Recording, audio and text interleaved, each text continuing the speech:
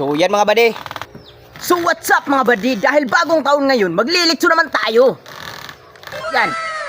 Ito lang talaga ang aming makakaya dahil wala kaming budget para meron kaming handa sa bagong taon. Kaya huwag kayong magtataka kung bakit kami palaging naglilitson. Dahil ito lang ang aming makakaya sa pang-araw-araw. Ito palang aming nililitson mahigit 25 kilos. Alam nyo ba kung bakit palagi kaming naglilitson? Dahil sa aming kapatid na si Rosmy Joy. Kaya malaki ang pagpapasalamat namin sa kanya.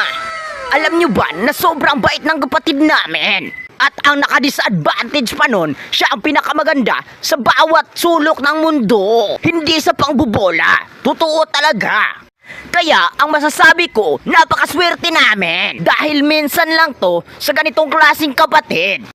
At hindi ako sa nagmamayabang. Sinasabi ko lang kung ano ang totoo at kung ano. Kaya hindi na natin palalampasin ang pag-views over sa ganitong klaseng taon. Dahil ngayon ay bagong taon. At maraming salamat sa tumitingin ng bawat video natin.